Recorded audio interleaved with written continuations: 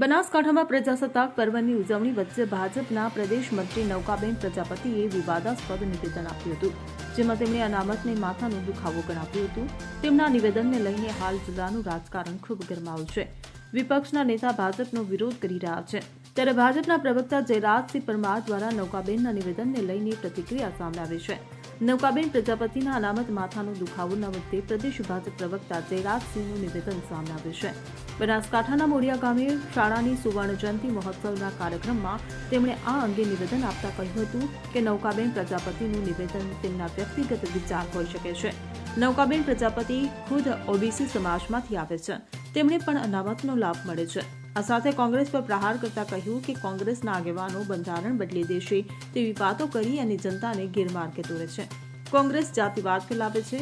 આ સાથે તેમણે નૌકાબેનનો બચાવ કરતા કહ્યું કે તેઓ કોંગ્રેસને કહેવા માંગતા હતા કે તમે ટૂંકા માર્ગે જાઓ, એના કરતા વિકાસની રાજનીતિ કરો.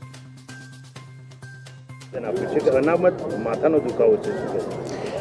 હવે આમ તો પાર્ટી એના પર સ્પષ્ટ સ્ટેન્ડ કર્યું, તો મેં કાલે જ સ્ટેન્ડ ક્લિયર કર્યું છે કે એમનો જે વિચાર હશે એ વ્યક્તિગત હોઈ શકે. આમ તો નૌકાબેન પોતે જ પ્રજાપતિ સમાજ પણ બક્ષીપંથ સમાજનો છે, એટલે અનામતનો લાભ પ્રજાપતિ સમાજને મળે છે.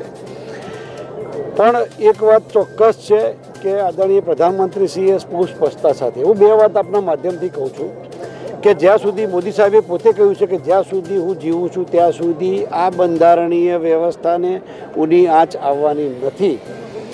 અનામત વ્યવસ્થા એ પૂર્વજોએ, બંધારણના ઘડવૈયાઓ, તમામ લોકોએ સમાજની ઉત્ક્રાંતિ માટે, જે લોકો સમાજના મુખ્ય પ્રવાહમાં નહોતા, કારણ કે આ સામાજિક સમસ્યા છે, આર્થિક સમસ્યા નથી, એટલે સામાજિક સમસ્યાને ઉત્થાન માટે અન્ય સમાજો જે નીચે છે એ અન્ય સમાજોની હરોળમાં આવે અને વસે, એટલે જ એને જે તે વખતનો લાભ મળવાનો હતો એ મળે જ છે. અને એના કારણે સમાજમાં ચોક્કસ પ્રગતિ થઈ છે. અને ભારતીય જનતા પાર્ટી બહુ ક્લિયર કટ સ્ટેન્ડ છે.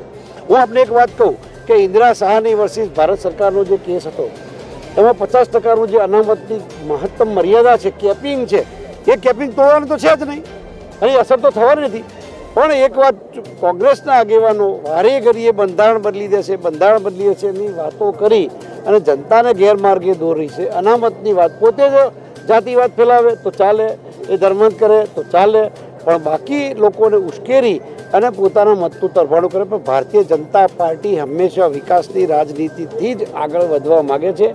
અને સાથે સાથે બહુ સ્પષ્ટતા સાથે મોદી સાહેબે કહ્યું છે કે આ વ્યવસ્થા જે બંધારણીય વ્યવસ્થા છે, બંધારણમાં જે અધિકારો આપ્યા છે ડૉક્ટર બાબા સાહેબ અને સમગ્ર ટીમે, એમાં કોઈ ઊની આંચ આવવાની નથી, એમાં લેશ માત્ર ફેરફાર થવાનો કોઈ જ અવકાશ નથી. નિવેદન યોગ્ય કે અયોગ્ય? નિવેદન અયોગ્ય, યોગ્યનો એ જસ્ટિફિકેશન ના હોઈ શકે, એટલા માટે કે આ કોઈ ભારતીય જનતા પાર્ટીનું સત્તાવાર નિવેદન નથી.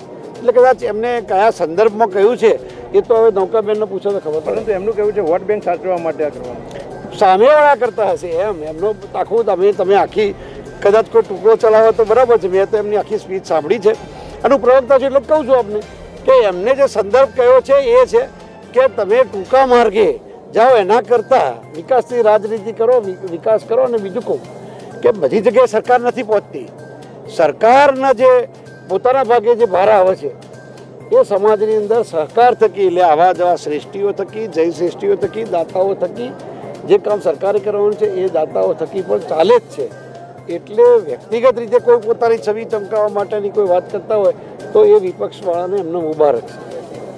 Bureau report CN24 news.